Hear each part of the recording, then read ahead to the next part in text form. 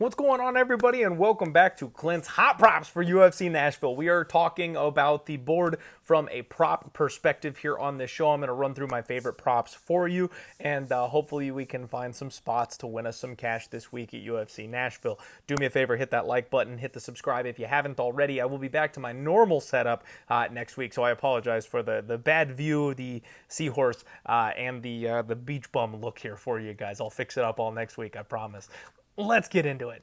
First fight of the night that I want to mention is Fatima Klein by really any way she wants. Inside the distance, minus 115. Now, I talked about this on the total show briefly. I won't completely regurgitate everything here because you probably saw that one first and then came to this one. I think Fatima Klein inside the distance is the move. However, the fight doesn't go the distance is minus 130. So you're paying an extra 15 cents just in case something insane happens. That's the way you play this. Yes, we want to say Fatima Klein. We want to be right about Fatima Klein. But if her knee explodes or something like that in the fight, God forbid, fight doesn't go the distance is not that big of a price difference. You might as well buy that and just make sure you cover yourself on both sides. Second fight of the night is one where I'm going to get a little bit crazy. Mitch Ramirez and Mike Davis. Now, we talked about this. I'm trying to find you guys winners. I want things that will hit, not necessarily speculative long shot type of things. But on this one, I got to speculate just a little bit, you guys. Mitch Ramirez by knockout, 16-1. Okay, we have seen Mike Davis have some really poor performances lately. We've talked about the Lyme disease. We know he's not healthy. He's been injury-ridden his entire career. Now, Mitch Ramirez, may not be a UFC caliber guy, right? Like, he just might not. But he's in a good gym. He's training with good people. It seems like he's got all the opportunity to be an actual UFC fighter. And frankly, you can give him excuses for his first couple of UFC losses. He lost to very good guys under weird circumstances, right? He lost on Dana White's Contender Series to a contender level fighting nerd, and he is now dropped down to 155, where he's got a big size and strength advantage and a power edge over a lot of people. And he lost his debut because of a short notice weight cut where he had to cut 30 pounds in a very short amount of time and had zero cardio outside the first couple minutes of that fight. So I think we're getting a mulligan here. He's going to come correct. Whether or not he can beat a guy like Mike Davis is really the big question. How much percent are we getting Mike Davis? Is he 60%? Is he 70%? Is he 80%? Are we getting full power Mike Davis on Saturday? This is why we roll the dice, right? I think Mitch Ramirez has a chance for the upset here if he can survive the first round, if he can survive some of those wrestling transitions. He'll be able to hurt Mike Davis with his hands, and at 16-1, I'm going to have to take a sprinkle on that KO prop. Next up, Kennedy, Nichuku, and Walter Walker. A very interesting fight where I think you can make an argument for a lot of the props at plus money here on the board with this one. I kind of like Kennedy by sub, you guys. It's 8-1, and that's something that I think a lot of people are maybe overlooking here in this spot. Kennedy has been a KO monster up at heavyweight, but he's been fighting the absolute dregs, the lowest of the low guys that don't belong at heavyweight even, frankly. So, like, he hasn't been tested at heavyweight whatsoever, and now he's getting a grappler. People forget about those front chokes. People forget about the ninja, the guillotine. That's what they're known for over there. Him and Span have, like, a patented guillotine that they like to use on people, and now he's going to be taking on a big, heavy wrestler, a guy who's going to be a lot more physical, a guy who's going to be a lot stronger, and if he gets tired or if he gets injured, he might not just curl up and go out. He might shoot for that takedown. He might level change. It's going to provide grappling opportunities here, and even if Kennedy gets put on his back, we have more grappling opportunities, right? So I think the 8-1 sub prop is something you've got to take a look at. The Walter Walker by decision prop at plus 400 is another thing that I just kind of want to mention here because I think it also makes a ton of sense to take a look at potentially him being able to just bully a guy like Kennedy around the cage for 15 minutes and grind his way to a very, very boring win. Again, we're going to stick with the theme of getting a little bit crazy here. The next fight is Lauren Murphy and Eduardo Mora. The first prop I want to talk to you about is the point spread. Now, I know not every single book offers these, but like DraftKings has them, and the plus 3.5 spread is a plus 140. So you can still get plus money on a 3.5 spread, meaning you get 3 extra judges' scorecards. So when this fight goes to a decision and Eduardo Mora manages to grease out a 29-28, you will actually still cash that prop, even though Lauren Murphy lost a 29-28 decision. Now, it has to be a 29-28 on all 3 judges' scorecards. If there's a 30-27 in there or something like that, it will lose. So you get 1 extra scorecard for each judge is kind of how that works. I know it's confusing, but that's the idea behind it. So if you don't want to go all the way and say Lauren Murphy pulls the upset and gets the decision, then you take that spread, and at plus money, I don't think that's a bad move. The last thing, though, on this one before I let you go is I actually think maybe we sprinkle Lauren Murphy in round 3. It's 45 to 1, you guys. It's 45 to 1. And I know Lauren Murphy is not known for her finishes, and this is her retirement fight and all that, but she is tough as a $2 steak. This is an old leather boot type of woman. She's doing this for herself, right? This is one last fight for herself before she hangs it up. You can see how in shape she is. She looks absolutely ridiculous physically when you check out her socials and stuff like that. And she's always been tough to take down. She's always been tough to finish. And it takes somebody with a drastic speed edge on her like a Jessica Andrade to actually hurt her on the feet. That's not something Eduardo Mora has. This is going to be two big, slow icebergs crashing in the middle of the cage. And that's exactly where Lauren Murphy actually has some upside. She's physical. She's strong. She hits hard. She's got sneaky submissions. And we've seen Eduardo Mora miss weight from bad weight cuts and tire out over the course of the fight.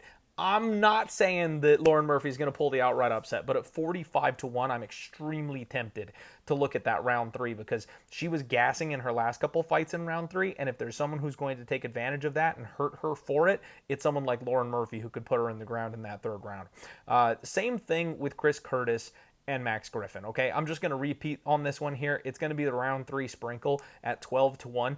Realistically, I like Curtis. I like Curtis by decision. I think that's how this fight goes, right? But we have seen Chris Curtis at 170 pounds is built different. At 170, he hits harder. He's faster. These guys can't handle the power. He's a different human being at 170 pounds from where he is at 185. The only thing is, I know how durable Max Griffin is. So because Max Griffin is so damn durable, I do think it's going to go the distance. I do think Chris Curtis by decision is the most likely outcome. But if Chris doesn't want to leave it in the hands of the judges, if that body work starts to add up on Max Griffin, if Max Griffin is just a little bit old, that round 3 sprinkle at 12 to 1, I'm at least looking at it. We got to talk about it, right?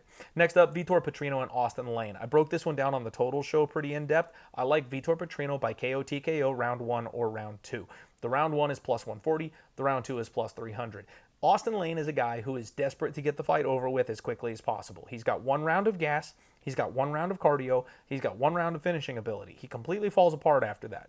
Vitor Petrino, moving up to heavyweight, I think he's going to have ungodly levels of power, right? This guy is not all that great, but a guy like Austin Lane is just going to car crash or try to wrestle you, and either of those things are not going to work against Vitor Petrino, and they're going to allow Vitor Petrino to land bombs. So once Vitor starts swinging, once Austin Lane gets clipped, we've seen he doesn't have durability at the UFC level.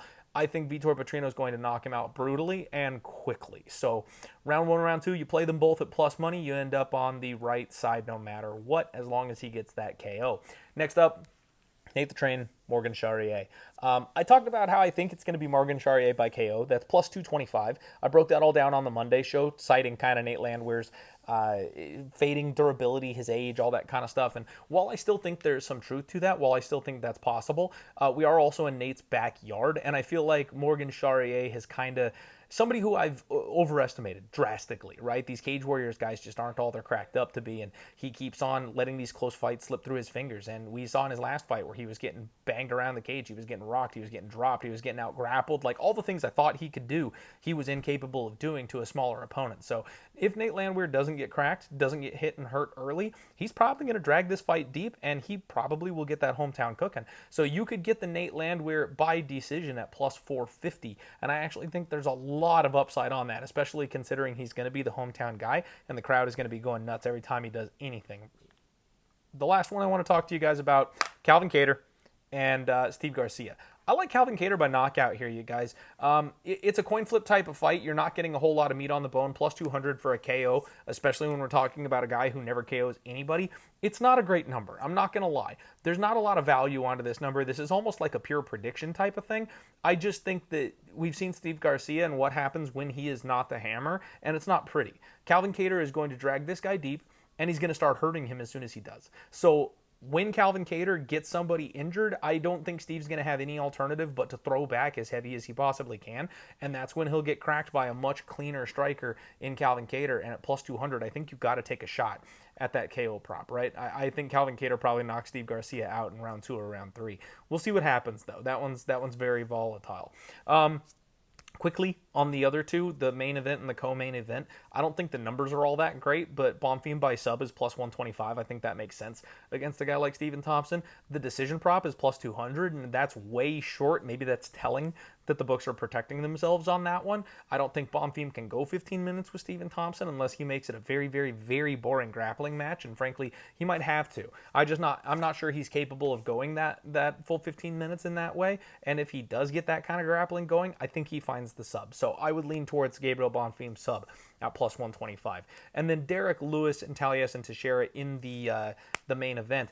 Teixeira by knockout at minus 185, I think, is probably the right thing here. And Teixeira money line is not that different. So if you're going to play it, you probably just go with that. If you want to take a flyer, one last ride on the Black Beast, I get it. I respect it. And if you want to take that plus 275 for the knockout, I think that makes sense. He does have a history of knocking out these tall guys that have bad defense. So I think that's totally on the table. Fight going over 1.5. I talked about that on the total show. I think that's a sneaky, sneaky look where this thing gets a little more extended than people are expecting.